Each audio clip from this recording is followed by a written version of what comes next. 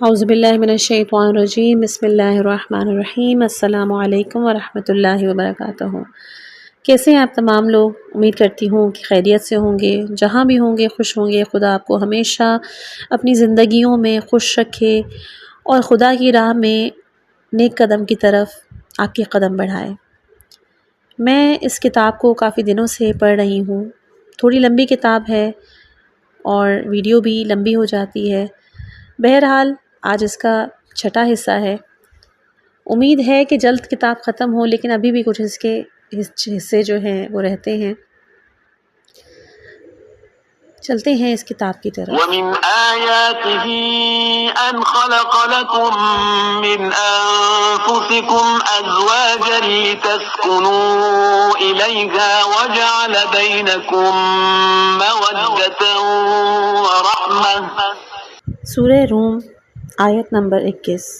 اور اس کی نشانیوں میں سے یہ بھی ہے کہ اس نے تمہارا جوڑا تم ہی میں سے پیدا کیا تاکہ تمہیں اس سے سکون حاصل ہو اور پھر تمہارے درمیان محبت اور رحمت قرار دے دی جائے۔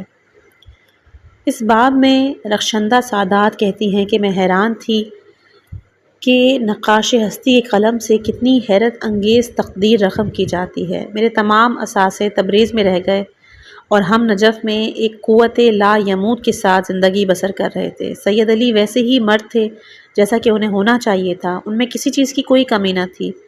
میرے پہلے بیٹے کی ولادت ہوئی، ہم نے اس کا نام سید مہدی رکھا۔ بیٹیاں خوشی سے اس کے ارد گرد پروانہ وار چکر لگاتیں۔ سید علی بھی خوش تھے کہ خدا نے 3 بیٹیوں کے بعد ایک بیٹا انہیں عطا کیا۔ اگرچہ ان کے نزدیک بیٹی اور بیٹے میں کوئی فرق نہیں تھا اور کہتے تھے کہ خدا جو بھی عطا کرے وہ اچھا ہے، لیکن سید مہدی سے بہت محبت کرتے تھے۔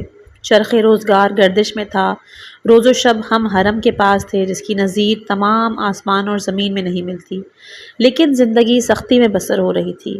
میں نے نیت کی ہوئی تھی کہ خداوند مدد فرمائے تو ہم سید علی کے ساتھ حج کے لیے کاروان تشکیل دیں، تاکہ میں جو کہ متولل اور صاحب استطاعت تھی اس دنیا سے جاؤں تو فرض حج میری گردن پہ نہ ہو، لیکن میرا تمام مال دولت تبریز میں تھا۔ میں کئی مرتبہ سید علی سے کہا کہ میرے بھائی مرزا باقر کو خط لکھیں تاکہ میرے وراثت میں سے رقم ہمارے لیے نجف بھیج دیں، لیکن سید علی صبر سے کام لیتے رہے۔ ان کا کہنا تھا انہیں خود معلوم ہے اور وہ یہ کام انجام دے دیں گے۔ جب وادی السلام میں آخری بار ان کی درویش سے بات ہوئی، اس کے فوراً بعد ہی ان کے والد کی رحلت کی خبر ہم تک پہنچی۔ خدا ان پر رحمت نازل فرمائے۔ وہ نہایت ہی با اخلاق، لطف اور محبت والے انسان تھے، بہت خیال رکھتے تھے، لیکن ان کے ہاتھ مال دنیا سے خالی تھے۔ سید علی کو اپنے پاؤں پر کھڑا ہونا تھا۔ سید علی درس، بحث، عبادتوں میں مصروف رہتے۔ مقام ولایت اور اساتذہ سے ان کے روابط پر توجہ اس قدر زیادہ تھی کہ ایک عام دینی طالب علم سے زیادہ اپنی زندگی کے لیے کچھ مہیا نہیں کر سکتے تھے۔ وہ جن جدید استاد کی شیدائی تھے، وہ ایک عجیب اور ماورائی انسان تھے۔ سید علی کہتے تھے کہ سنگین عبادتوں اور طاقت فرسا ریاضتوں کے حامل ہیں۔ سید مرتضیٰ کشمیری کا تعلق کشمیر، ہندوستان سے تھا۔ وہ سید علی سے تقریباً 17 سال بڑے تھے۔ احادیث، تفاسیر، اقوال، علماء پر ان کی عجیب و غریب تسلط نے سید علی کو ان کا شیفتہ بنا دیا۔ کافی عرصے سے وہ ان کے پاس جایا کرتے تھے۔ سید مرتضیٰ کے زہد اور تقوی نے ان پر بہت گہرا اثر ڈالا تھا۔ ایک مرتبہ سید علی نے بتایا کہ میں نے مسجد سہلا میں سید مرتضیٰ کو دیکھا اور ان پر نظریں جما دیں۔ واجب نماز اور مختصر غذا سے فارغ ہو کر وہ مقام حضرت مہدی کی جانب بڑھے۔ سردیوں کی ایک سرد رات تھی اور تیز ہوا چل رہی تھی۔ میں نے انہیں قریب سے دیکھا کہ قبلہ رو بیٹھے ہوئے کسی خاص نقطے کی جانب غور سے دیکھ رہے تھے۔ داڑھی پر ان کے آنسو تھے۔ میں کئی مرتبہ ان کے سامنے سے گزرا، لیکن ان کے بیٹھنے کے انداز اور عبادتوں میں کوئی تبدیلی واقع نہیں ہوئی۔ پھر وہ واجب نماز کے بعد نماز شفع اور وتر کے لیے اپنی جگہ سے اٹھے۔ انہی احوال کے باعث سید علی پوری طرح سید مرتضیٰ کی ملکوتی، صابر اور طاقتور شخصیت کے گرویدہ ہو گئے تھے۔ جس دن سید علی میری خواستگاری کے لیے آئے، اگرچہ وہ میرے چچا زاد تھے اور میں سالوں سے ان کو پہچانتی تھی، انہوں نے مجھ سے کہا کہ میرے ساتھ زندگی رنج و تنگ دستی سے پر ہوگی۔ میں نے اپنی مرضی سے یہ بات دل اور جان سے قبول کی، لیکن دل کے گوشے میں یہ خیال تھا کہ میری دولت اس قدر ہے کہ 100 طالب علموں کی زندگی کی ضروریات بھی آخری عمر تک فراہم کر سکوں۔ مجھے یہ معلوم نہیں تھا کہ امیر المومنین کی ہم جواری، جسے میں 7 جہانوں کی قیمت پر ترک نہ کرتی، اس کا اپنا تاوان ہے جسے ادا کرنا ہوگا۔ کیا یہ ہو سکتا ہے کہ کوئی ان کے قدسی مقام سے دل لگائے اور حضرت امیر علیہ السلام توحید کا دسترخوان اس کے لیے نہ بچھائیں؟ مولا ہر ظرف کو اس کی ظرفیت کے مطابق حقائق کی شفافیت پر پر کرتے ہیں، اور میں جانتی تھی کہ وہ شکوہ اور کثیر مال و دولت کے بعد ناداری اور سختی میں میری تربیت کریں گے۔ سید علی بھی کوئی سست انسان نہیں تھے۔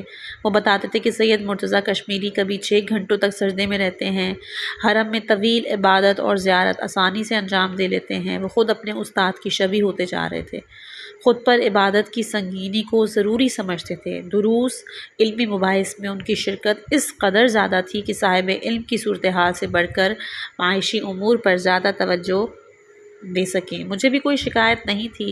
یہ وہ رستہ تھا جسے میں نے ہوش اور حواس میں اپنی مرضی سے اختیار کیا، لیکن میرا دل چاہتا تھا کہ اپنی دولت نجف منگوا لوں تاکہ اپنے بچوں کے لیے میں کچھ کر سکوں۔ پراسرار درویش کی جانب سے سید علی کے والد کی وفات کی خبر اور یہ اطلاع پہنچنے کے بعد میں نے سید علی کو ایسے حال میں دیکھا کہ ایک طرف وہ خوش تھے، دوسری جانب اپنے والد جنہیں اپنا اصلی استاد کہتے تھے انہیں کھو دینے کا غم ان کی روح کو آزردہ کر رہا تھا۔ اگرچہ وہ بہت محبت کرنے والے تھے، کچھ ہی دنوں بعد اس مرد عاشق کو مانند جودوں میں سے ایک عشق کو چن لینا چاہتا ہے۔ میری جانب متوجہ ہوئے کہا، رخشندہ سادات۔ میں نے تیل کے چولہے سے چائے دانی اتاری اور ان کے لہجے میں تبدیلی محسوس کرتے ہوئے کہا، جانم۔ انہوں نے دیوار سے ٹیک لگائے، پیر سمیٹے، رقیہ اور زینب سے کھیلتے ہوئے کہا، آؤ بیٹھو، میں کچھ کہنا چاہتا ہوں۔ ایسا کم ہی ہوتا تھا کہ ہم آپس میں اس طرح رسمی بات کریں۔ میرا دل بے چین ہو گیا۔ ان سے اپنی پریشانی چھپانے کے لیے کہا، ذرا ٹھہرے، میں چائے لے آؤں۔ چائے دانی اور کیتلی دونوں اٹھائیں۔ تانبے کی سینی جسے سید علی نے نجف کی ظرف فروشوں سے خریدا تھا اس میں رکھ کر کچھ غم کے ساتھ ان کے پاس چلی گئی۔ ان کی محبت بھری نگاہیں ہمیشہ اپنے گھر کی بنیاد کو مضبوط کرنے والے ایک ذہین آدمی کی فراست پرجوش تھیں۔ انہوں نے بہت محبت سے کہا، آؤ بیٹھو، ہم ایک علوی خاتون گھر لائے ہیں۔ کس قدر کام کرتی ہو۔ مجھے ہنسی آ گئی۔ ان کے ساتھ ہونے کے احساس سے میرا دل خوشی سے بھر گیا۔ یہ مال و دولت، آسائش میرے کس کام کے؟ گھر کا مرد اگر مرد ہو تو وہ اپنی محبت سے عورت کا دل مو لیتا ہے، پھر وہ بھی ناداری، غم، درد و رنج کے ساتھ نبھا لیتی ہے۔ ان کی بات کی مٹھاس میری روح میں کھل گئی تھی۔ میں نے کہا، اس قدر اچھے مرد کی خاطر جو کہ سید بھی ہو، عالم بھی ہو اور انشاءاللہ امام زمانہ عاجل اللہ فرجہ شریف کے نزدیک افراد میں سے ہو، کیوں نہ کام کروں؟ ان کے چہرے پر میں نے شرمندگی کے آثار دیکھے۔ اپنی پیشانی پر ہاتھ پھیرا، کہا، رخشندہ، تم نے میرے ساتھ بہت صبر سے گزارا کیا ہے، میں تمہارا شکر گزار ہوں۔ اگر درس یا عبادت اور توسل میں مصروف ہوتا ہوں تو میرا دل اس گھر میں میرے اور بچوں کی خاطر تمہاری زحمتوں کے باعث مضبوط رہتا ہے۔ وہ غلط نہیں کہہ رہے تھے۔ میں نے صبر کیا کیونکہ میں سمجھ چکی تھی کہ عورت کی قدر و قیمت اور جو خدا مجھ سے چاہتا ہے وہ گھر کی خوشی اور طراوت ہے۔ خاص طور پر جب ہم نئے نئے نجف آئے تھے، سید علی کو آرام و سکون نہیں تھا۔ وہ افسردہ اور بہت دکھی انداز میں زندگی گزار رہے تھے۔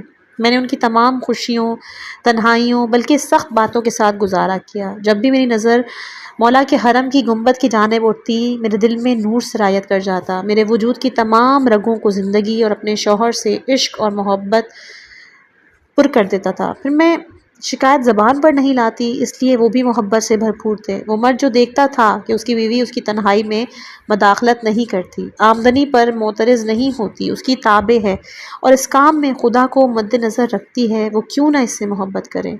میرا اور ان کا بلکہ ہر زن و مرد کا باہمی رابطہ دو طرفہ تھا۔ دوسرے کو سمجھنا اس کا آغاز تھا اور خود کو فدا کرنا اس کا مقصد۔ انہی خیالات میں محو چائے دانی کو کیتلی سے اٹھایا، باریک کمر والے عراقی گلاسوں میں چائے اونڈیلی اور کہا، سید علی جانم، مجھے اپنی زندگی سے محبت ہے، آپ سے محبت ہے، اپنے بچوں سے پیار ہے، سب سے بڑھ کر امیر المومنین علی علیہ السلام سے محبت کرتی ہوں۔ مجھے تمہاری یہ بات ہمیشہ یاد رہتی ہے کہ اگر مدد کروں کہ تم درس پڑھو اور اپنی معنوی امور انجام دو تو میں ان میں شریک ہوں۔ اس سے زیادہ بہتر اور کیا ہو سکتا ہے؟ سید علی کہ جو اپنی سیاہ آنکھوں سے مجھے دیکھ رہے تھے، ان کے لبوں پر مسکراہٹ تھی۔ میری خاموش ہونے پر سر جھکایا، رقیہ کے بالوں کو اپنی انگلیوں سے سہلایا۔ میں نے محسوس کیا کہ دوبارہ ان کے دل پر کوئی غم چھا گیا ہے، جس بے چینی کو وہ اپنے دل میں دفن کر چکے تھے دوبارہ شروع ہو گئی۔ میں نے کہا کچھ ہوا ہے جو آپ نے مجھے نہیں بتایا؟ سید علی نے سر اٹھایا، کہا میرا دل تمہارے لیے بہت دکھتا ہے۔ میں نے حیرت سے انہیں دیکھا، ان کی لطافت روح، ہمارے درمیان موجود عشق کے باعث میں نے بہت اچھا محسوس کیا۔ کہا میرے لیے دل دکھانے کی کوئی ضرورت نہیں، مجھے کیا ہوا ہے؟ تم میری خاطر رنجیدہ ہو، میں بھی بہت سے دوسرے دینی طلباء کی بیگمات جیسی ہوں جو دوسرے ممالک ترک کر کے نجف میں زندگی بسر کر رہی ہیں۔ انہوں نے اپنا سر ہلایا، میں نے دیکھا کہ ان کی آنکھوں کے گرد آنسوؤں نے حلقہ بنا لیا تھا۔ میں سمجھ گئی وہ کیا کہنا چاہتے ہیں۔ رقیہ کا سر چوما اور کہا تم بہت سے لوگوں سے بہت مختلف ہو۔ میں نے کہا مجھ میں کیا فرق ہے؟ کہا تمہارا خاندان مالدار تھا، کئی دیہات تمہارے نام تھے، تمہارے مجھ سے بہتر کئی خاص کار تھے۔ اب میں تمہیں اس اجنبی شہر میں اٹھا لایا ہوں، تم اس کونے میں دن رات بچے داری اور پکانے میں مشغول ہو، وہ بھی ایک مختصر گھر میں جو تبریز کے تمہارے گھر کے ایک کمرے کے برابر بھی نہیں۔ میرا دل ان کے لیے دکھی ہو گیا کہ وہ اس طرح میرے لیے پریشان ہے۔ میں نے ایسا مرد کم دیکھا تھا جو زندگی کے تمام پہلوؤں پر نظر رکھتا ہو، اس طرح صادقانہ انہیں اپنی زبان پر لے آئے۔ میں نے تانبے کی سینی سے چائے اٹھائی اور ان کے ہاتھوں میں تھما کر کہا میں کسی سے بھی مختلف نہیں ہوں، اور تم تو مجھے اپنے والد کے گھر لائے ہو، تمہاری وجہ سے میں امیر المومنین علی علیہ السلام کی ہم جواری میری روزی قرار پائی ہے۔ اگر 1000 میرے مرد میرے خاص کار رہے ہوں، میں نے لمحہ بھر بھی تمہارے سوا کسی اور کے بارے میں سوچا تک نہیں۔ سید علی نے واضح شرمندگی کے ساتھ کہا لیکن رخشندہ، کوئی رخشندہ نہیں، میں کچھ کہنا چاہتا تھا۔ ان کی حالت سے میں سمجھ گئی کہ ان کی بات مجھے سن لینی چاہیے، اسی لیے کہا کہیں میرے عزیز، میں سن رہی ہوں۔ دیکھو میں جانتا ہوں کہ ممکن ہے یہ بات تمہیں پریشان کر دے، لیکن کہہ رہا ہوں تاکہ مولا کی بارگاہ میں اتمام حجت کر لوں۔ میرے دل کی دھڑکن بڑھ گئی اور میں سوچ رہی تھی کہ کچھ ہو گیا ہے جو سید علی مجھے بتانا نہیں چاہ رہے۔ تو میں نے ان سے کہا آرام سے کہہ دیں۔ سید علی نے پہلو بدلا، گہری سانس لی اور کہا رخشندہ، تم بہتر جانتی ہو کہ میں کافی عرصے سے نجف میں رہنے کی آرزو رکھتا تھا۔ میں نے دن رات توسل کیا، خدا نے میرے آگے جو تقدیر رکھی اس نے میرے سامنے ایک راستہ کھول دیا۔ اب میں نجف میں رہ سکتا ہوں، لیکن میں نے پوچھا لیکن کیا؟ میں کہنا چاہتا ہوں کہ میں نجف میں رہ جاؤں، لیکن تم مجبور نہیں ہو کہ نجف میں ٹھہرو۔ اگر تم چاہو تو تبریز واپس چلی جاؤ۔ جیسے میرے دل میں کوئی چیز ٹوٹ گئی ہو، مجھے اس بات کی توقع نہیں تھی۔ اپنی آنکھوں میں آ جانے والے آنسوؤں کے ساتھ میں نے کہا تم کیوں یہ بات کر رہے ہو؟ سید علی جن کا دل آب رواں کی مانند لطیف تھا، وہ میرا رونا برداشت نہیں کر سکتے تھے۔ کہا میری عزیز، میں تمہیں پریشان نہیں کرنا چاہتا۔ میں جب بھی گھر آتا ہوں، تم جو کہ گھر کا چراغ ہو، اس قدر پاکیزگی، مہر و محبت کی حامل ہو، تمہیں دیکھ کر میرا دل اور روح زندہ ہو جاتے ہیں۔ میں نے ہاتھ سے اپنے چہرے کے آنسو صاف کیے اور کہا پھر ایسے کیوں کہہ رہے ہو؟ انہوں نے میرے چہرے پر ہاتھ پھیرا اور کہا خدا اور امیر المومنین کے بعد اس شہر میں تم ہی میری سب کچھ ہو۔ میں صرف یہ چاہتا تھا کہ یہ کہہ دوں تاکہ مولا دیکھیں اور جان لیں کہ میں نے تمہیں مجبور نہیں کیا۔ اگر تمہارے دل میں تبریز کا خیال ہے، میری فقر اور ناداری تمہارے لیے ذرہ برابر بھی سخت ہے، تم زحمت میں نہ پڑو، خدا خود جانتا ہے۔ یہ کہہ کر میں نے اپنی شرعی ذمہ داری ادا کی ہے، ورنہ میرا دل اس بات سے درد اور رنج سے بھرا ہو گیا ہے۔ میں ان کی بات سمجھ رہی تھی۔ اسلام میں عورت کو وہیں رہنا چاہیے جہاں اس کا مرد رہتا ہے۔ وہ چاہتے تھے کہ انہوں نے مجھے مجبور نہیں کیا۔ میں اشک آلود آنکھوں کے ساتھ مسکرائی، کہا سید علی اپنی چائے پئیں، میں آپ کے ساتھ زندگی بسر کرنے اور مولا کے پاس رہنے کو پسند کرتی ہوں۔ تب انہوں نے سکون کی سانس لی، اپنے آنکھوں میں موجیں مارتی محبت کے ساتھ کہا مجھے معلوم تھا خدا تمہیں میرے لیے سلامت رکھے، اس کی ایک شرط ہے۔ میں نے پوچھا کون سی شرط؟ میں ہنسی اور کہا کہ میری یہاں رہنے کی ایک شرط ہے۔ انہیں بھی ہنسی آ گئی۔ کہا میں اہل معاملہ ہوں، کہو۔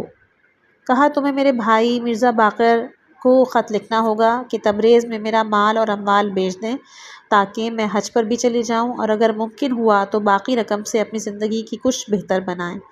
مجھ پہ معنادار نگاہ ڈالی۔ میں بھی سمجھ گئی کہ جیت چکی ہوں۔ اپنی چائے ایک گھونٹ پی گئی۔ سید نے اس طرح مجھے دیکھتے ہوئے ہنس کر کہا اپنا کام کر دکھایا نا، یہ میری شرط ہے، میں کیا کر سکتا ہوں، قبول ہے، بس لکھو گے؟ انہوں نے بولا میں لکھوں گا انشاءاللہ۔ میں بہت خوش تھی، میں نے مولا سے جو چاہا تھا، اگر میری زندگی کو نجف میں سختی سے گزرنا ہو تو بھی میری گردن پر حج باقی نہ رہے۔ اپنے دل میں آپ کے وجود قدس کی شکر گزار تھی۔ اس طرح اپنے ہونٹوں پر محبت بھری مسکراہٹ سجائے سید علی نے کہا، کوئی اور شرط تو نہیں؟ دوسری شرط یہ ہے کہ میرے عشق کو مشروط نہ کرو، مجھے اپنے ساتھ رہنے دو۔ تب سید نے گہری سانس لی اور میرے وجود پر اطمینان اور سکون چھا گیا۔ میں جو انہیں غور سے دیکھ رہی تھی، محسوس کیا جیسے ان کے دل میں ٹھنڈی ہوا چلنے لگی ہو، ان کا اثر ان کی آنکھوں میں چمکنے لگا۔ اسی وجہ سے اس گفتگو کی مٹھاس ہمیں في ذلك فليتنافس المتنافسون۔ قرآن میں خداوند متعال نے سورہ مطففین آیت نمبر 26 میں فرمایا ہے، ایسی چیزوں میں شوق کرنے والوں کو آپس میں سبقت اور رغبت کرنی چاہیے۔ اس باب میں شیخ حسن علی نخود اصفہانی جو ہیں وہ بیان کرتے ہیں کہ شہر نجس کی جبس کر لینے والی مقناطیسیت انہیں سمجھائی نہیں جا سکتی۔ جنہوں نے وہاں زندگی نہ گزاری ہو، اسے سمجھنے کے لیے اس کو چکھنا بہت ضروری ہے۔ جس نے وہاں چند صبحیں بسر کی ہوں، وہاں سے نکل جانے کو اپنی موت سمجھتا ہو۔ نجف اہل ذکر کے لیے آسمان غیب تک پرواز کا زینہ ہے۔ پہلی بار نجف آنے سے پہلے میرے والد نے مجھے ایک اصفہانی مرد کی زیر تربیت قرار دیا۔ میں 7 سے 11 سال تک ان کے زیر نظر طاقت فرسا عبادتوں اور ریاضتوں میں مشغول رہا۔ انہوں نے مجھے سکھا دیا کہ انسان پر حقیقت آشکار ہونے میں بہترین جو رستہ ہے وہ زہد، کثرت ذکر اور بھوک ہے۔ میرے وجود کے خمیر نے ایسے شکل پائی کہ سستی اور کاہلی، کوتاہی، پرخوری اس میں کوئی معنی نہیں رکھتا تھا۔ میں بھولتا نہیں ہوں جب میں نے اپنے پہلے استاد حاج محمد صادق تخت کو 11 سال کی عمر میں کھو دیا تو سید جعفر حسینی قزوینی نامی ایک بزرگ مرد کی خدمت میں پہنچا۔ وہ اصفہان کے شہر خازہ میں رہتے تھے۔ جب میں ان کی خدمت میں حاضر ہوا تو شدید بھوک اور پیاس میں مبتلا تھا۔ انہوں نے مجھے دیکھا اور بلا کسی تمہید کے کہا کہ حسن علی 9 دن ہو گئے اور تم نے کچھ نہیں کھایا اور افطار بھی صرف پانی سے کیا، لیکن تم اب بھی ریاضت کرنے میں ناقص ہو۔ میں سوچ رہا تھا اور کیا کر سکتا ہوں کہ ریاضت کے کمال تک پہنچ سکوں۔ انہوں نے کہا، بھوک کے آثار اب بھی تمہارے چہرے پر نمایاں ہیں۔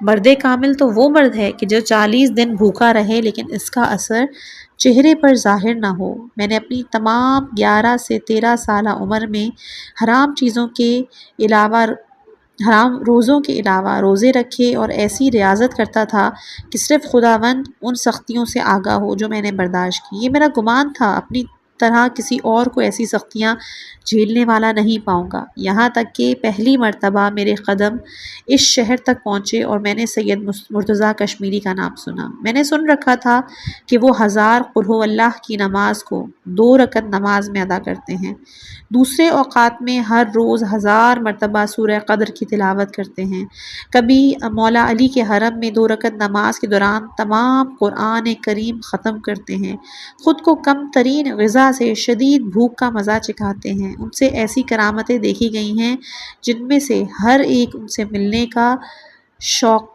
بڑھا ہوا ہے۔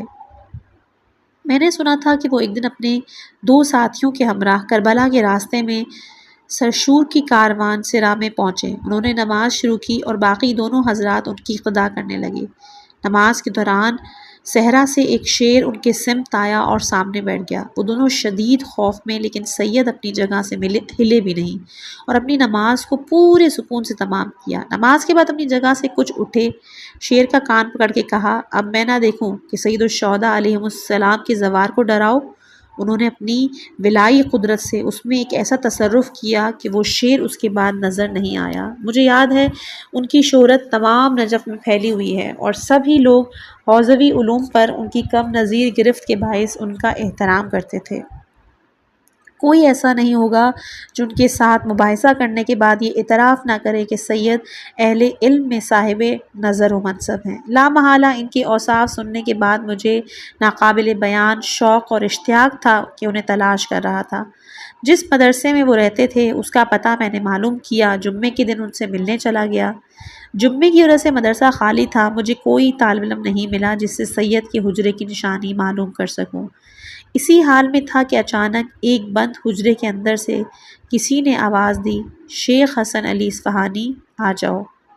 میں نے اپنا سر اس مختصر سے حجرے کی جانب گھمایا جہاں سے آواز سنائی دی تھی، تو دوبارہ آواز آئی، شیخ حسن علی آ جاؤ۔ میں حجرے کی سمت گیا، دستک دی، دروازہ کھولا۔ جیسے ہی میری نظر ان کے جمال تابناک اور ریاضت کشیدہ صورت و بدن میں پڑی، انہوں نے بلا تمہید کہا، آؤ، جس کشمیری کو تم تلاش کر رہے ہو وہ میں ہوں۔ یہ ہمارے رابطے کا آغاز تھا۔ میں نے 7 سال ان کی خدمت کی۔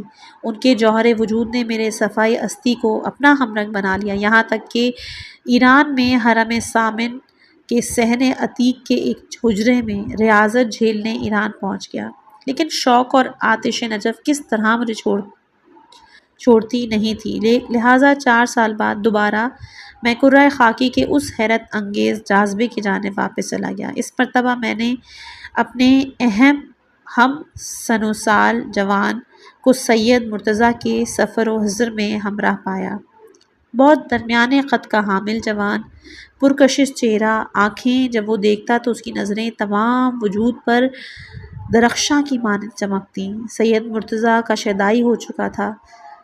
فقہ، اصول، حدیث، گوناگوں علوم پر سید مرتضیٰ کے احاطے، عبادت، ریاضت اور مجاہدوں کی کثرت نے اس جوان کا دل جیت لیا تھا۔ 4 سال ہو رہے تھے یہ جوان سید مرتضیٰ سے رابطے میں تھا۔ سید بھی اس پر بہت عنایت رکھتے تھے، کھلے دل سے اسے اپنے حضور میں قبول کیا۔ اس شخصیت کا نام تھا سید علی، اور وہ گھر یا حجرے میں سید کے خصوصی مجالس میں حاضر ہوا کرتا تھا۔ مجھے نجف واپس آئے کافی دن ہو چکے تھے۔ سید مرتضیٰ نے مجھے ترک حیوانی کا دستور دیا ہوا تھا۔ 37 دن ہو چکے تھے کہ میں ان کے حکم کے مطابق ہر حیوانی غذا سے پرہیز کر رہا تھا، اور اس دن ظہر کے وقت مجھے سید مرتضیٰ کے پاس جانا تھا۔ میں نے ظہر کی نماز مولا علی کے حرم میں ادا کی اور اپنے دل میں ان سے نجوہ کیا، یا علی، اگر میں نہیں کھاتا ہوں، اگر ریاضت کرتا ہوں، خود پر کثرت سے سختی کرتا ہوں، تو یہ سب آپ تک پہنچنے کی خاطر ہے۔ آپ کا حرم ترک کرنے کی وجہ یہ ہے کہ سید مرتضیٰ کے انفاس و احکام سے استفادہ کروں، تاکہ وہ مجھے آپ سے نزدیک تک کر دیں۔ کبھی ایسی آمد و رفت کے دوران خود سے الجھ جاتا۔ میں سید مرتضیٰ کی طرح بننا چاہتا تھا، کیونکہ وہ آسانی سے حرم سے باہر نہیں آتے تھے اور لوگوں کے لیے استخارہ کرنے کے بہانے گھنٹوں حرم میں بیٹھتے تھے۔ جب ان سے پوچھا جاتا کہ آپ حرم سے جاتے کیوں نہیں، تو جواب دیتے کہ ہو سکتا ہے کسی کو کوئی سوال پوچھنا ہو، استخارہ کروانا ہو۔ یہ مرد ربانی جس کے علم اور عبادت اور معنویت پر نجف کے فقہا رش کرتے تھے، مجھے بہانے تلاش کرتا تھا تاکہ اس بے مثال خورشید کے جوار میں زیادہ بیٹھنے کا موقع مل سکے۔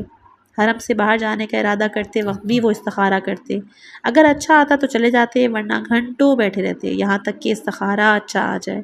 یوں ان کی آسمانی نفس نے مجھ پر ایسا اثر ڈالا کہ جب حرم سے باہر آنا چاہا تو جیسے جان شیریں کو وہاں رکھ کر باہر آنا ہو۔ وہ حقیقی معنوں میں حقیقت اہل بیت کی تجلی، حقیقت کا ایک جگمگاتا درج تھے۔ میں بھولتا نہیں کہ کسی نے ان سے پوچھا کہ کیا یہ ہو سکتا ہے کہ اس زمانے میں امام زمانہ عجل اللہ فرجہ الشریف کی خدمت میں حاضر ہوا جا سکے؟ انہوں نے کہا، کیا عرض کروں، میں ایک شخص کو جانتا ہوں جو بلاد کفر سے آیا ہے، لیکن 24 گھنٹے چہاردہ معصومین کے محضر میں رہتا ہے، اور دلچسپ بات یہ ہے کہ بظاہر بلاد کفر سے ان کی مراد ہندوستان تھی، جہاں سے وہ خود تشریف لائے تھے۔ آخر کار میں باب شیخ طوسی سے باہر نکلا اور وادی السلام اور مدرسہ قوام کی سمت چل پڑا۔ راستے میں ایک کوئلے بیچنے والا دیوار سے ٹیک لگائے مجھے دیکھ رہا تھا۔ اس نے مجھے ہاتھ سے اشارہ کیا میں اس کے پاس جاؤں۔ میں نے اپنی ابا سمیٹی، اس کے قریب جا کر سلام کیا۔ اس نے میرے سلام کا جواب دیا اور کہا، شیخ کہاں جا رہے ہو؟ مجھے اس کے سوال سے تعجب ہوا۔ کہا، میں مدرسہ قوام جا رہا ہوں، کیا تمہیں کوئی کام ہے؟ جیسے مدرسہ قوام کا سن کر وہ دل سے خوش ہوا اور کہا، آپ کو اتنی ایک زحمت دینی ہے؟ میں نے کہا، انشاءاللہ انجام دوں گا۔ میں پوچھنا چاہتا تھا کہ کیا آپ سید علی قاضی طباطبائی کو جانتے ہیں؟ میں نے اپنی داڑھی پہ ہاتھ پھیرا اور سمجھ گیا کہ وہ انہی سید علی کی بات کر رہا ہے جو کچھ دنوں سے سید مرتضیٰ کے ساتھ ہیں۔ میں نے سر ہلایا، کہا، ہاں میں جانتا ہوں۔ کوئلہ بیچنے والے نے، جس کے ہونٹوں میں مسکراہٹ جم گئی تھی، کہا کہ اگر آپ کو زحمت نہ ہو تو ان سے کہیں کہ بہت دن ہو گئے اپنے فقیر دوست سے ملنے نہیں آئے۔ پہلے ہر چند روز بعد ایک مرتبہ آتے اور بیٹھا کرتے تھے، لیکن اب ہفتہ گزر جاتا ہے، میری ان سے ملاقات نہیں ہوئی۔ میں حیران ہوا کہ جن سید علی کے علم و فضل کی بنا پر سید مرتضیٰ ان سے محبت کرتے ہیں، ایک کوئلہ فروش کے پاس آتے، اس کے پاس بیٹھتے، خود سے وابستہ ہیں۔ میں نے حیرت بھری آنکھوں سے اس کے سیاہ لباس کو دیکھا، کہا چشم حاجی، انشاءاللہ ان سے بتا دوں گا۔ کوئلہ فروش نے اپنا ہاتھ اٹھا کر کہا اللہ آپ کی حفاظت فرمائے۔ میں نے اس کے جواب میں کہا آپ کی بھی۔ میں نے اپنا ہاتھ احتراماً اٹھایا اور اس سے جدا ہو کر مدرسہ قوام چلا گیا۔ جلد ہی میں نے محسوس کیا کہ مجھے شدید بھوک لگ رہی ہے۔ اگرچہ سالوں سے میرا کام بھوک پیاس برداشت کرنا تھا، اس بار یہ ریاضت کچھ مختلف لگ رہی تھی۔ جب تک گلیوں سے ہوتا ہوا مدرسہ قوام سے نزدیک ہوا تو تازہ غذا کی خوشبو آ رہی تھی، پکے ہوئے مرغ کی خوشبو۔ میں حیرت زدہ ہو کر اس بار کھانے کی خوشبو کیوں اس شدت سے مجھے اپنی جانب کھینچ رہی ہے؟ مدرسہ قوام میں داخل ہوا۔ 37 دن سے میں نے حیوانی کچھ کھانا نہیں کھایا تھا اور اپنے وجود میں پہلے سے بڑھ کر اس غذا کے لیے اشتہا محسوس کر رہا تھا۔ میرے بدن پر نقاہت چھا رہی تھی اور میں یہ بھول گیا تھا کہ میں سید مرتضیٰ سے ملنے آیا ہوں۔ غذا کی اس دیگ کے پاس چلا گیا جو مدرسے کے چھوٹے حوض کے پاس چڑھی ہوئی تھی۔ بے اختیار باورچی سے، جو کہ طلباء کے لیے کھانا نکال رہا تھا، پلاؤ اور مرغ طلب کیا۔ باورچی نے جب میرا فرسودہ اور بھوکا چہرہ دیکھا تو میرے لیے زیادہ کھانا نکال دیا اور بے اختیار ہو کر یہ سوچے بغیر کہ ترک حیوانی کی حالت میں ہوں، میں چبوترے کی طرف گیا اور اس پر بیٹھ کر اس کھانے کو غور سے دیکھنا شروع کیا جس نے مجھے اس قدر وسوسے میں مبتلا کیا۔ کھانے کی سمت ہاتھ بڑھایا، نوالا اٹھایا ہی تھا کہ اچانک دیکھا سید مرتضیٰ میرے سامنے کھڑے ہیں۔ انہوں نے پیشانی پہ بل ڈال کے کہا شیخ حسن علی، کیا تم یہ کھانا کھانا چاہتے ہو؟ میں ہکا بکا ہو کر سید کو دیکھا۔ انہوں نے غذا کی جانب اشارہ کیا اور کہا اس غذا کو سونگھو اور بتاؤ کہ کیا تم اسے کھا سکتے ہو۔ میں نے کھانے کا برتن سید مرتضیٰ کے روب سے پیدا ہو جانے والے اضطراب کی حالت میں اٹھایا، اسے اپنی صورت سے نزدیک کیا۔ میرا جی متلانے لگا، اس سے نجاست اور گندگی کی بو آ رہی تھی۔ میں حیرت سے اپنی زبان ہلائی اور سید سے کہا کہ اس میں سے بدبو آ رہی ہے جناب سید۔ تو سید مرتضیٰ کی جن کے ابرو باہم نزدیک ہو گئے تھے، غذا کے برتن کو کہ جس کی خوشبو مدرسے کے باہر مجھے مست کر دیا تھا، بے زاری سے ایک طرف رکھا اور سید کے حجرے کی طرف چلا گیا۔ ان کا ایک مختصر سا حجرہ تھا جس کی در و دیوار سے ذکر، روحانی تراوت، تجلی الہی کی خوشبو آتی تھی۔ حجرے کی ایک دیوار کے درمیان ایک دروازہ تھا جو دوسرے حجروں کی سمت کھلتا تھا۔ سید علی بھی زمین پر دو زانوں بیٹھے ہوئے تھے اور تسبیح ہاتھ میں لیے ذکر میں مصروف تھی۔ جب ہم داخل ہوئے تو وہ میرے اور سید مرتضیٰ کے احترام میں کھڑے ہو گئے اور ٹھیٹھ ترکی لہجے میں گرم جوشی سے مجھے سلام کیا۔ میں نے ان کو جواب دیا۔ ان سے گفتگو کا موقع میسر آ جانے پر بھی میں خوش ہوا۔ سید مرتضیٰ نے کہا تشریف رکھیے شیخ حسن علی، اور اپنے ہاتھ سے سید علی کو بھی اشارہ کیا کہ بیٹھ جائیں۔ میں سید علی کے برابر اور سید مرتضیٰ کشمیری کے سامنے دو زانوں بیٹھا۔ سید مرتضیٰ مسکرائے اور کہا خوش آمدید شیخ۔ ہم سید علی سے یہ بات کر رہے تھے کہ حقیقت کے وصول کا طریقہ قرآن اور سیرت اور سنت اہل بیت کی تابعیت اور ان کی پیروی پر مشتمل ہے۔ میں نے اپنا سر اس بات میں ہلایا اور اشتیاق سے کہا جی ہاں جناب سید۔ زیر چشمی سید علی کو دیکھا جو سید مرتضیٰ میں محو تھے، جیسے ان کے الفاظ ایسا سمندر ہوں جو ایک عظیم میدان میں جاری ہو گئے۔ سید مرتضیٰ کے نورانی الفاظ جو ان کے روح پر وارد ہو رہے تھے سید علی کی آنکھوں میں چمک پیدا کر رہے تھے۔ سید مرتضیٰ زیادہ بات نہیں کرتے تھے، لیکن جب بھی لب کھولتے تو سکون اور وقار کے ساتھ ٹھہر ٹھہر کر گفتگو کرتے۔ سننے والے کی روح ان کی باتیں سن کر اس قدر پرسکون ہو جاتی جیسے بہشت الہی سے سحر انگیز نسیم اس پر چل رہی ہو۔ میں اور سید علی سید مرتضیٰ کے آسمانی کلمات کے روحانی سکون میں غرق تھے۔ سید نہ صرف معتقد تھے کہ علوم کو صرف اہل بیت کے آستانے سے حاصل کرنا چاہیے، بلکہ اس پر خاص توجہ رکھتے تھے کہ اس آستان کے علاوہ کہیں بھی کچھ بھی موجود نہیں۔ سید مرتضیٰ نے غور سے سید علی کی آنکھوں میں دیکھا اور کہا ایک مشہور روایت ہے کہ اس میں امام باقر علیہ السلام اپنے دو اصحاب سے فرما رہے ہیں کہ مشرق یا مغرب جہاں بھی چلے جاؤ تم صحیح علم نہیں پاؤ گے مگر وہ علم ہم اہل بیت کے گھر سے نکلا ہو۔ سید علی نے اس بات میں سر ہلایا۔ سید مرتضیٰ نے جو سید علی کو کھنگالنے والی زیر بن نظروں سے دیکھ رہے تھے اپنے دروازے کی جانب اشارہ کیا جو ساتھ والے حجرے میں کھلتا تھا۔ کہا سید علی میں نے دیکھا ہے کہ تمہارے حجرے میں سنی ابن عربی کی فتوحات موجود ہیں، تم پر اسے کھولنا بھی حرام ہے۔ مجھے اب معلوم ہوا کہ سید علی کا اپنا بھی حجرہ ہے جہاں وہ تنہائی اور مطالعے کے اوقات گزارنے آتے ہیں، اور یہ سید مرتضیٰ کے حجرے کے برابر ہے۔ وہ دونوں اس وقت باہم نزدیک ہو چکے تھے کہ دونوں حجروں کے درمیان اس دروازے سے آمد و رفت کرتے تھے۔ سید علی جو مضطرب ہو گئے انہوں نے کہا ٹھیک ہے جناب سید، آپ کا حکم قابل پیروی ہے۔ سید جو کہ باتوں میں اپنے ہمیشہ کے پرسکون انداز سے کچھ دور ہو چکے تھے، انہوں نے مجھ سے کہا اور جیسے کچھ غصے میں ہوں کہ جب تک تمہارے پاس اہل بیت کے کلمات کا ایک عظیم خزانہ موجود ہے جس کی تائید ہمارے بزرگ علماؤں نے کی ہے، تو ہمیں ابن عربی اور مولانا روم جیسی سنی مسلک صوفیوں کی کیا ضرورت ہے؟ اگر ان کا کلام اچھا بھی ہے تو اس عظیم خزانے کے ہوتے ہوئے ہمیں ان جیسے لوگوں کی کیا ضرورت ہے؟ سید علی نے اپنا سر جھکایا، کہا جی جناب سید، آپ کی فرمائش استوار ہے، میں انشاءاللہ آپ کے حکم پر عمل کروں گا۔ تب سید مرتضیٰ کے لبوں پہ مسکراہٹ آئی اور انہوں نے مجھ سے کہا شیخ حسن علی، تمہارے 40 کا آخر ہے، آج جو تمہیں پیش آمادہ اس لیے تھا، اب بھی تمہیں ذکر میں استقامت اور منزل مقصود تک پہنچنے کے لیے طویل راستہ درکار ہے۔ صبر، کثرت ذکر، طویل بھوک اس راستے کے تقاضے ہیں تاکہ ذکر تم پر غالب ہو جائے۔ زبانی ذکر کی کثرت سے ذکر کی باطنی حقیقت تک پہنچا جا سکتا ہے اور عالم کے غیب تک رسائی ممکن ہے۔ میں دوسرے راستوں پر اعتنا نہیں کرتا ہوں، ہمارا طریقہ شریعت کی مکمل پیروی کے ساتھ کثرت ذکر ہے۔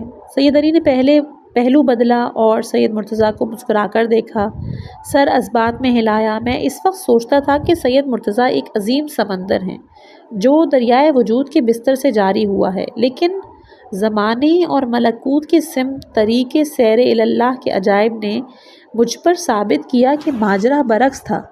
سید علی معارف کے عظیم اوقیانوس تھے، یہ سید مرتضیٰ کشمیری اور اس راستے کے دیگر بے نظیر اساتذہ نہروں کی مانند اس اوقیانوس سے متوسل ہو کر اسے غذائیت فراہم کر رہے تھے، اور وقت گزرنے کے ساتھ انہوں نے سید علی کو ایک عرفان کی طوفانی سمندر اور مقام ولایت امیر المومنین کی توجہ کے حامل بے مثال اسطورہ میں تبدیل۔ أفمن أسس بنيانه على تقوى من الله ورضوان خير أم من أسس بنيانه على شفا جرف هار فانهار به في نار جهنم۔ قرآن مجید میں خداوند متعال سورہ توبہ کی آیت نمبر 109 میں بیان کرتا ہے کہ کیا جس نے اپنی بنیاد خوف خدا اور رضائے الہی پر رکھی ہے وہ بہتر ہے، یا جس نے اپنی بنیاد اس گرتے ہوئے کگارے کے کنارے پر رکھی ہو کہ میں ساری عمارت کو لے کر جہنم میں گر جائے۔ یہ تعبد کا جوہر سن 1900 اور 1901 سے اس میں لکھا ہے کہ سید علی یہ اچھی طرح جانتے تھے کہ سید مرتضیٰ کشمیری کے ساتھ ان کی نشست و برخاست کی نوعیت ایسی نہیں ہے کہ اس میں صرف الفاظ رد و بدل کیے جائیں، بلکہ وہ ان افراد کی مانند تھے جن کے بارے میں حضرت عیسیٰ علیہ السلام نے فرمایا کہ ایسے لوگوں کے ساتھ نشست و برخاست کرو جنہیں دیکھ کر تمہیں خدا یاد آئے، ان کا کلام تمہارے علم میں اضافہ کرے اور ان کا عمل تمہیں آخرت پر رغبت دلائے۔ سید مرتضیٰ کی سانسیں اس قدر مؤثر تھیں کہ سید علی ان کی مجالس کو غنیمت جانتے ہوئے احادیث، ان کی تفسیر اور قرآن کریم کی ظرافتوں پر مبنی ان کی عظیم علم کی وسعت سے فیض کثیر حاصل کر رہے تھے۔ سید علی ان انسانوں میں سے تھے جو یہ سمجھ لیتے ہیں کہ خدا متعال انسانی زندگی کے ہر دورانیے میں انہیں رزق نصیب کرے گا۔ ممکن ہے یہ معنوی رزق عالم میں موجود عظیم ترین اور اہم ترین چیز نہ ہو، لیکن اگر کسی نے خداوند سے چاہا کہ اس کی سرنوشت اس حقیقی مقصود اور گریزاں انقا کے وصال پر ختم ہو تو اسے یہ یقین کر لینا چاہیے کہ اس عالم میں موجود بزرگ ترین چیز تک پہنچنے کے لیے اہم ترین قدم یہ ہے کہ ہر مرتبے کا حق ادا کیا جائے۔ سید علی جہاں تک ان کے بس میں تھا کوشش کرتے تھے کہ اس راستے میں جو بھی اس قابل ہو اس سے زیادہ استفادہ کریں اور ان کے محضر میں متواضع ہو کر اپنی باطنی پیاس بجھائیں اور درد ہجرا کو سکون بخشیں۔ ان کا مقصد یہ نہیں تھا کہ وہ اپنے زمانے کے بزرگ ترین اساتذہ کو پائیں، اور وہ مولا علی کی بارگاہ میں دست توسل دراز کرتے تھے اور ان سے چاہتے تھے کہ مقام ولایت جیسے مناسب سمجھے انہیں منزل مقصود تک پہنچا دے۔ انہوں نے بہت سے سالکان اللہ کو دیکھا جو بزرگ ترین اساتذہ رکھتے تھے، لیکن چونکہ انہوں نے اپنے اساتذہ کے احکام کا حق ادا نہیں کیا لہٰذا کہیں وہ پہنچ نہیں پائے۔ اہم یہ تھا کہ راستے پر قائم رہیں اور طریق حقیقت میں بندگی پر پابند رہیں، کیونکہ خداوند اس سالک کو درگاہ فنا میں پہنچنے کا اذن دیتا ہے جو مؤدب ہو اور اس نے لباس توکل زیب تن کر کے تمام امور حقیقت ہستی کے سپرد کر دیے ہوں۔ اسی لیے سید نے مولانا روم اور ابن عربی کے بیانات سے شدید محبت کے باوجود اپنے استاد کے احترام میں جن تمام سال وہ ان کی خدمت میں رہے ان کتابوں کا مطالعہ نہیں کیا، اگرچہ وہ ان کی کلمات کا شریعت سے کوئی تضاد نہیں پاتے تھے، لیکن اس کے باوجود پوری کوشش کی کہ اپنے استاد کے حکم کے پابند رہیں اور خود سازی کے اس مرحلے کو بھی بخوبی انجام تک پہنچائیں۔ اہم یہ تھا کہ وہ ان منزل لگاموں سے باسلامت عبور کر جائیں جنہیں خدا نے ان کے لیے قرار دیا۔ وہ جانتے تھے کہ اگر وہ جو جانتے ہیں اس پر عمل کریں تو خدا پہلے سے زیادہ حقیقت کی راہیں ان پر کھولے گا۔ سید علی بزرگ نہیں ہوئے مگر اپنی علم اور شریعت کے مطابق دستورات پر عمل کر کے وہ ہر دستور کہ جو کہ شریعت کے مطابق ہوتا جان و دل سے قبول کرتے اور کسی کو کوتاہی کے بغیر اس پر عمل کرتے تھے۔ سید علی کو شعر و ادب سے ایک عجیب محبت تھی۔ انہیں بہت سے اشعار حفظ تھے، لیکن سید مرتضیٰ کشمیری کا طریقہ اور ان کا ساتھ دیتے ہوئے استادی کا حق ادا کرنا باعث ہوا کہ وہ کچھ عرصے تک شعر اور ادب کو ترک کر دیں۔ اسی لیے وہ طول تاریخ میں ایک بزرگ مرد میں تبدیل ہوئے جن کی مثال مکتب اہل بیت میں بہت کم دیکھنے کو ملتی ہے۔ انہوں نے جو طریقہ سالہ قبل اپنے والد کے محضر میں سیکھا تھا اب وہ شکوفہ ہو رہا تھا۔ جو چیز ان کے جوہر وجود کو دوسروں سے بہت مختلف کرتی تھی وہ طلب میں ان کے کم نظیر استقامت تھی۔ انہوں نے خود کو اس راستے کے لیے وقف کر دیا تھا اور کم ہمت باندھ لی تھی۔ معشوق کو اپنی آغوش میں لے لیں اور جب تک اپنے طلب پا نہیں لیتے اس راستے کو ترک نہیں کیا۔ ان کی چاہت یہ تھی کہ وہ بے ارادہ اور انسانی قیود سے آزاد ہو کر جبروت و لاہوت کے آسمان اور لقائے معشوق تک رسائی پائیں، کیونکہ جب تک وجود انسان میں خود کا نشان موجود ہو وہ اپنے چہرے سے نقاب نہیں ہٹاتا۔ سید علی اس سرزمین عجائب میں 40 سال تک خود کو فرا کرنے کے لیے صاحب ولایت کی خدمت میں گریہ وزاری، اشک، عاجزانہ التماس میں مصروف رہے، یہاں تک کہ اس چیز کو پا لیا جو مقام انسان کو زیب دیتی ہے، لیکن ان کا راستہ ابھی جاری تھا۔ سید مرتضیٰ اپنے اجداد طاہرین کی مانند اسطورہ تھے جس پر کثرت ذکر کا پہلو غالب تھا۔ سید علی کے لیے ضروری تھا کہ وہ پہلے سمندر اور کلام استاد کی پابندی نیز طریق میں ذکر، توجہ، استقامت کو سید مرتضیٰ سے سیکھتے تاکہ بالا تر اقیانوس کی راہ ان پر کھول دی جاتی۔ وہ حقیقت اذکار میں داخل ہو جانے اور آسمائے حسنہ کی ہم نشینی کے خواہاں تھے، لیکن وہ کیا کر سکتے تھے؟ راستہ اسی طرح طے ہونا ضروری تھا جیسا کہ ان کے مولا نے ان کے لیے ترتیب دیا۔ انہیں سید مرتضیٰ کی محضر سے 12 توشہ اٹھا لینا تھا تاکہ بعد کی زمینوں اور آسمانوں میں ان پابندیوں اور استقامت کا پھل پا سکیں۔ اس لامحدود راستے میں انہیں مختصر استقاموں نے سالہ بعد انہیں دوسرے اساتذہ کے محضر میں پہنچایا تاکہ وہ شفاف نہروں کی مانند ان کے اوقیانوس وجود پر جاری ہوں اور انہیں مقام ولایت میں تعبد اور تواضع کا جاودان۔ امید کرتی ہوں کہ آج کی ویڈیو آپ لوگوں کو پسند آئی ہوگی۔ آپ نے کچھ نہ کچھ اس داستان سے سمجھا ہوگا۔ یہ ایک عارف کی داستان ہے کہ جس کو سمجھنے کے لیے آپ کو بار بار اس کو سننا پڑے گا یا اس کی کتاب بھی پڑھنی پڑے گی۔ بہرحال خدا سے یہی دعا ہے کہ ہم لوگوں کو حقیقی علماء، حقیقی شہداء اور امام کی راہ پر گامزن کرے۔